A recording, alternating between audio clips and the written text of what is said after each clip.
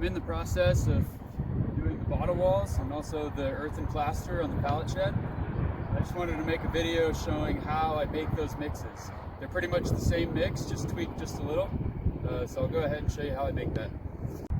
The main ingredients of mixing the cob and earthen plaster is sand, straw, and clay. On this property, this whole hillside is made up of sand. So my ingredients are separated.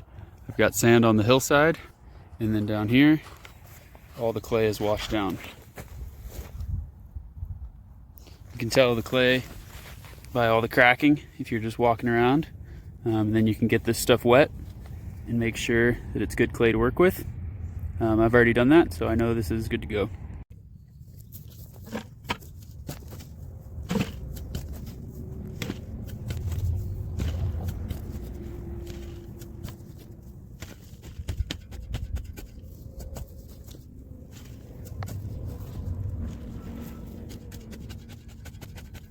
Alright, I'm back up to where I'm going to be mixing today.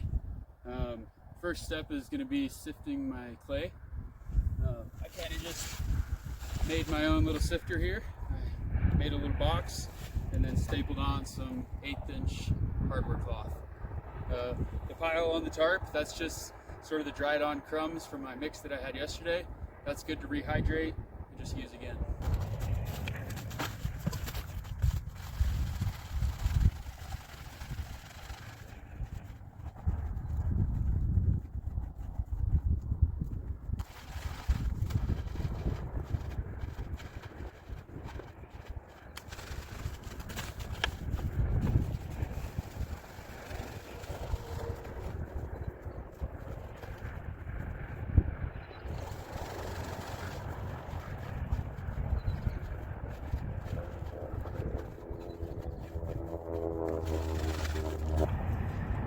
Alright, the clay is definitely the hardest to sift through, but luckily you only need 1 bucket of that.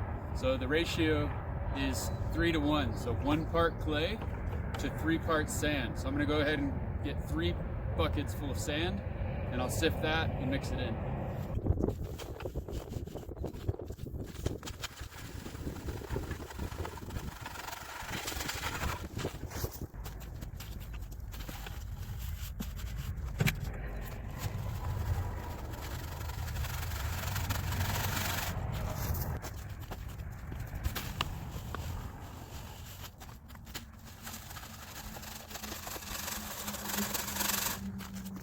Alright, now that you got all your dry ingredients in there, you can go ahead and pre-mix them if you'd like, dry. I usually just skip that step, and I just go ahead and make a big hole in the middle. And then the water that I use for my sponge or whatever, I just go ahead and reuse that into the mix.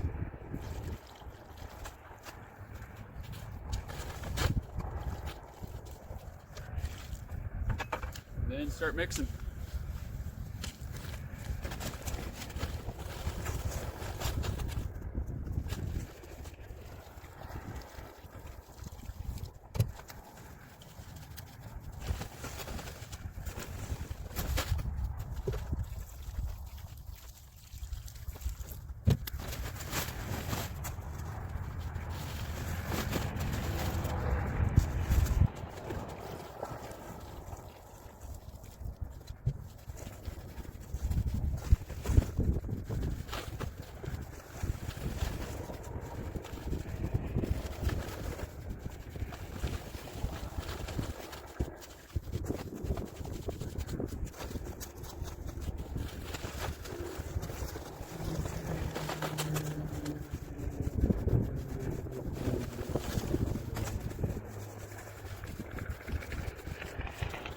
So I'm not really giving an amount of water that you should put in there.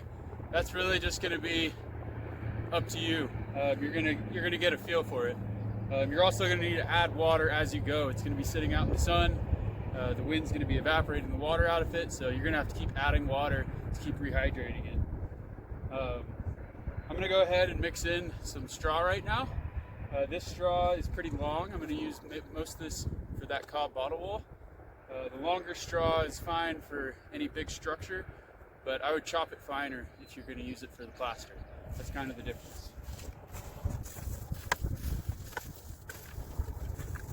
I usually just spread the straw over it evenly, and then I'll add a little bit of water just to hydrate the straw, and then mix it all in.